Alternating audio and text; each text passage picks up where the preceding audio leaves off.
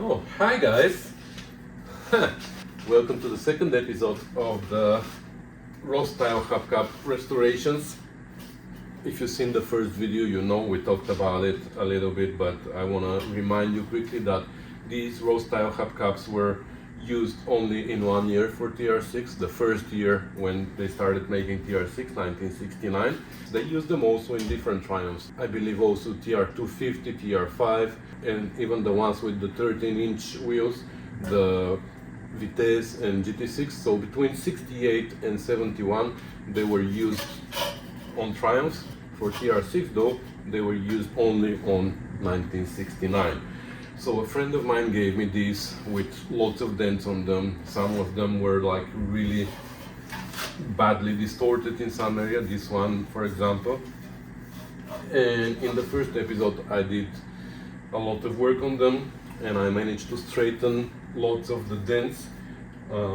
Couldn't make them perfect, but I believe they are acceptable. So I showed you some of the work, but in this episode I'm going to show you the rest of the work and how I got them to this stage. So that's why I'm not showing them now in details. You're going to see the final result at the end of this video. So without further ado, let's get crack-a-lackin.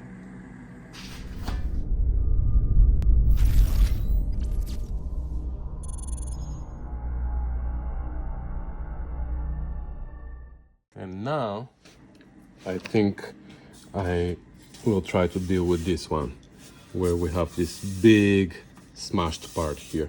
I want to see if I can deal with that. Of course the crack I can't do anything about, but at least I want to see if I'm gonna be able to make this look better.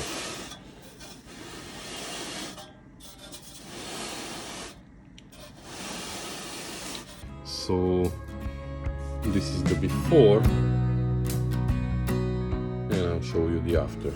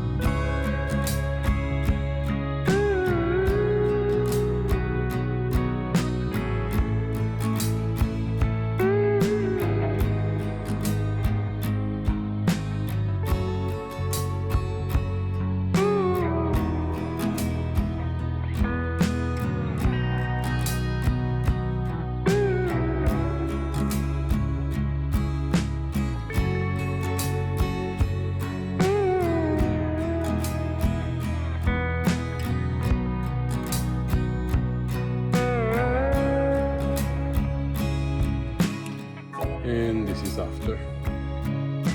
That's the best I can do. I had to heat it with the map torch because it was like some of the creases were pretty stubborn, like this one for example. This will never come out if I don't heat it, but I think that's like 100% better than what it was. These hammer marks were there from before and these ones can get rid of those, can get rid of the crack, but here I think we did pretty good. So that area here took me like 2 hours already and I haven't touched anything else, and it has lots, like a lot. Well, anyway, let's see if we can deal with that with you, and then I'm not gonna hold you anymore.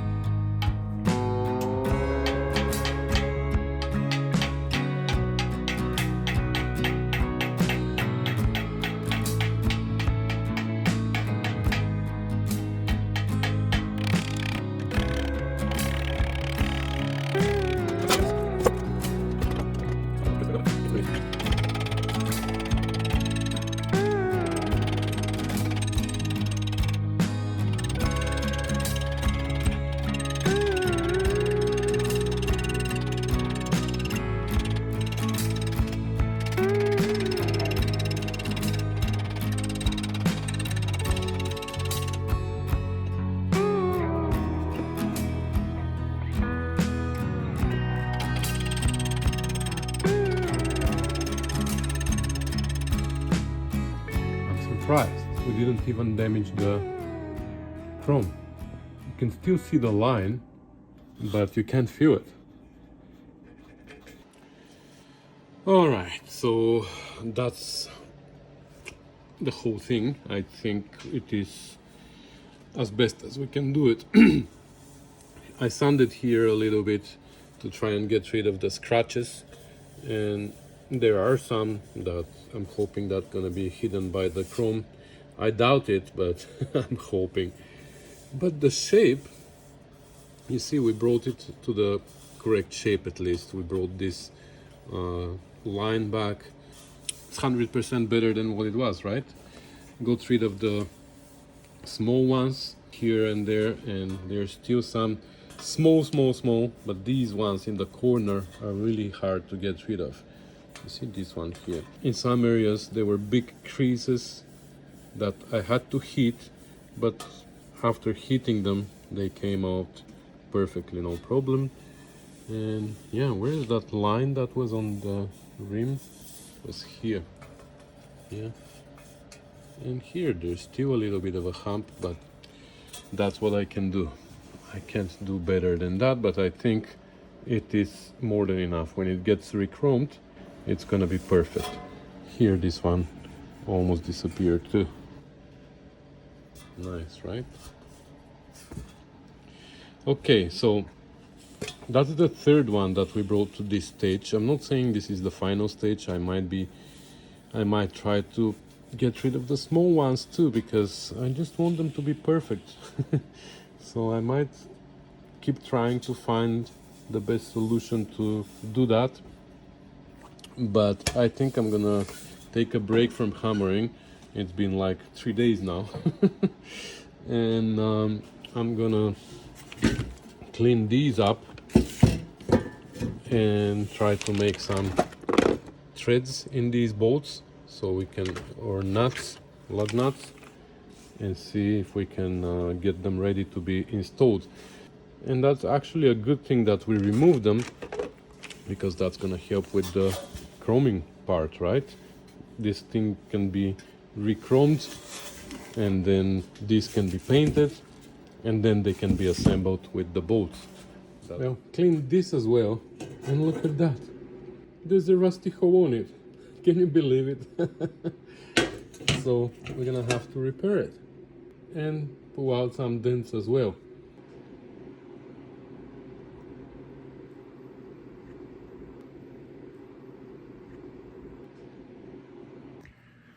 All right, it's the next day actually, and it is the end of the next day. So we still have to paint those, but we have two of these are dry, so we can experiment. Here we have the last one.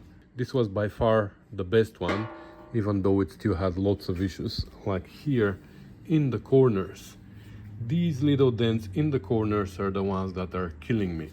But I think we did a pretty good job here, like depending on the light.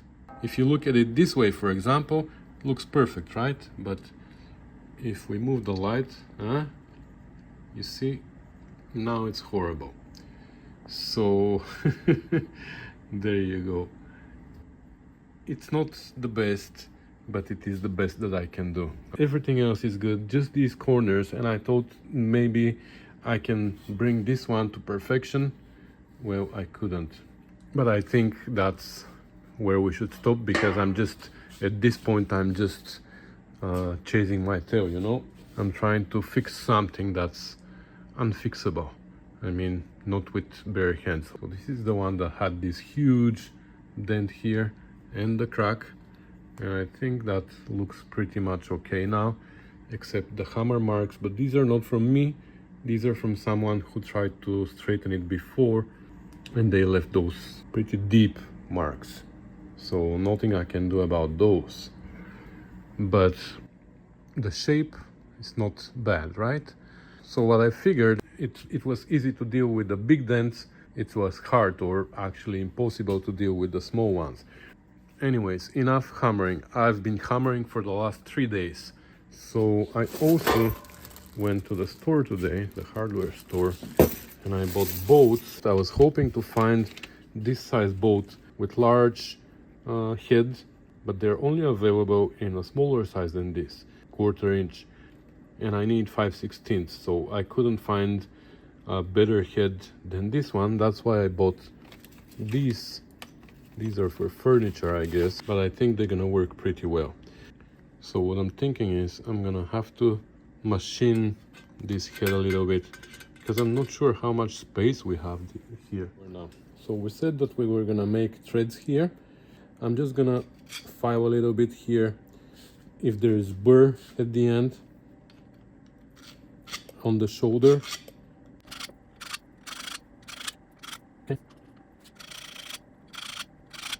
Some of them are taller, some of them are lower, so some of them might stick a little bit higher than the surface of the, whatever we should call that black part, the retainer. That's why I got this type of washers, because they can go around the shoulder and go pretty deep. With a flat washer, we're limited to the height of the shoulder. With this one, we don't really care how tall the shoulder is. The threads that we're gonna make are 5/16 2040 pI, and the hole for that needs to be 1/4 inch, a little bit over 1/4 inch, 262 thou, I believe. And it happens that this hole is exactly there, so it's perfect. We don't even need to drill them. We can start it. Once it starts, we can lubricate them, WD-40. We're good to go.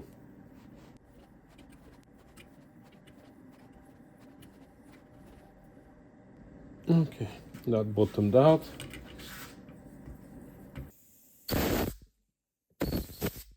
Now the bolts that I got are a little bit too long. They are 3/4.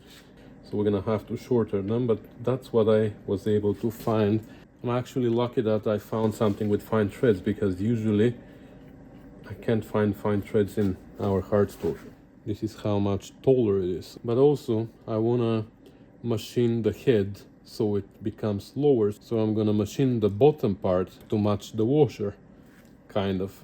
So we're gonna shorten them by at least 1/4 inch. We have lots of threads inside, so 1/4 inch it is.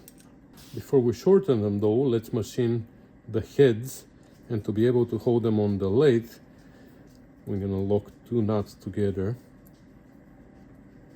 and we're gonna try to fit them so the flats match. Even though that never gives me a perfect surface to hold them, it's always a little bit wobbly, but for what we are doing here, it's not that critical.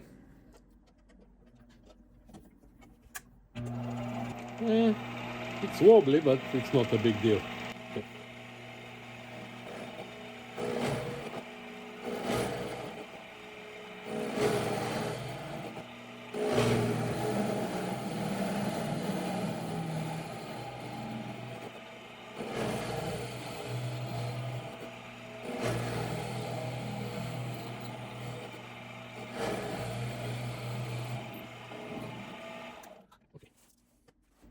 Of course, we're gonna leave a little bit of the hex on top so we can use a wrench, even though the sockets are not gonna be able to grab it. It needs to be a wrench, and I'll show you which wrench we're gonna use. Okay, now we can cut it. I'm just gonna eyeball it.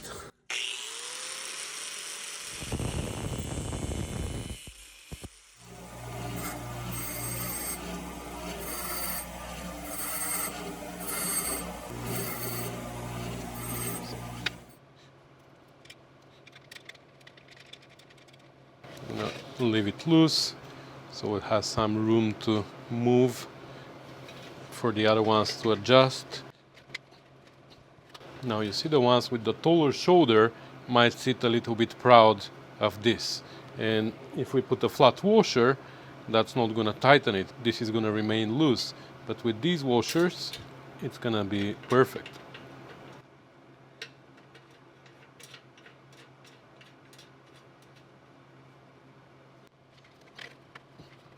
Here, this one is definitely taller than the thing, look. But with this washer, it's not gonna be a problem.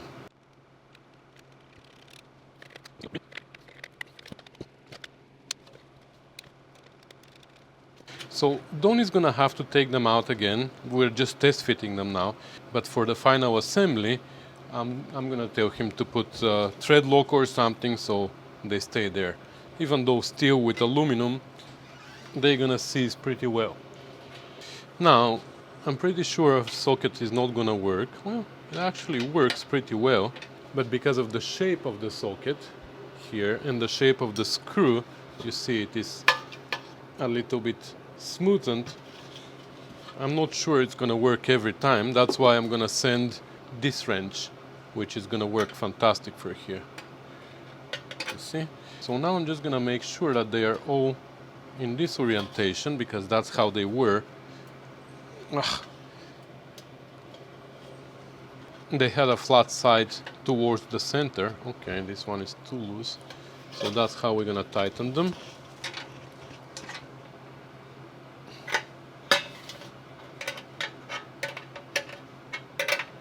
Perfect. Nobody knows that they came out. And if you think that these are too high, they're not. I already checked. I tested it on my TR6 outside. Okay, so they're all ready. I mean, they're not perfect, but that's the best I can do.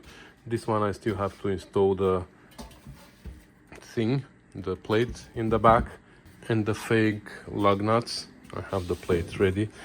I cleaned them as much as I could. I sanded some areas wherever there were hammer marks. I tried to get rid of all the hammer marks. Some I could, some I couldn't. I used a little bit of a Scotch-Brite everywhere. They don't look too bad. They're not perfect, but they're 100% better from where we started. Here on the rim, I sanded. If you remember, that was pretty bad here. And it's not best again, but most of these marks came off, the scratched marks. There was another area here. This one is almost completely gone, and another here. You see? I don't know how to show it this way. You can still see the scratches, but it is so much better. This one is the worst here. Anyway, this is the area where this one was like really badly chewed, literally. Managed to straighten it as best as I could, and after sanding it, literally sanding it with sandpaper, it is not too bad. Still bad, but it's not too bad. Anyway, that's what they look like. That's how far I can go.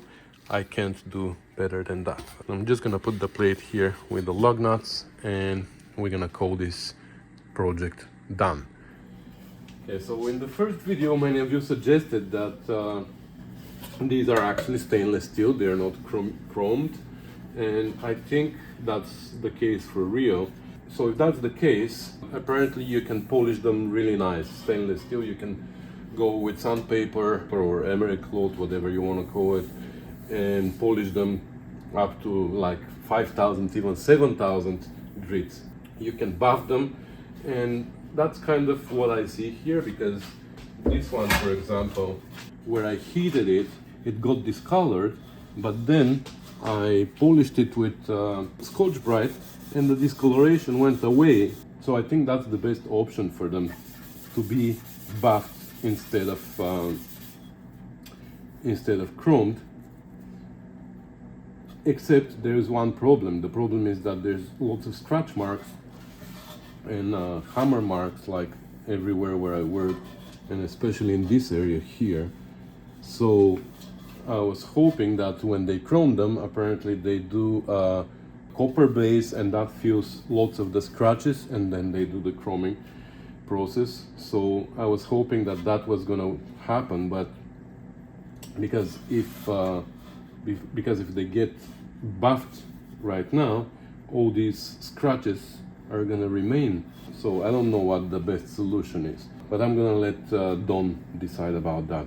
I did get rid of the dents and all that. For the rest, I think he should take them to platers and decide with them what to do. Also here for this crack, I was able to straighten it as much as I can, and my friend Eugene, who used to work in a plating plant or whatever it is called, he told me that for this the best way to do it is with silver soldering, which can be done by jewelers. I can't tell it. Anyway, so I'm gonna leave it for Don. Maybe he can take it to a jewelry place and they can solder this. Maybe they can solder it both sides. I don't know. But yeah, I'm gonna let him decide what to do with the finishing. That's out of my specialty. My specialty was the the hard work to do all the bashing. Now that I brought it to this state, I don't know what to do anymore.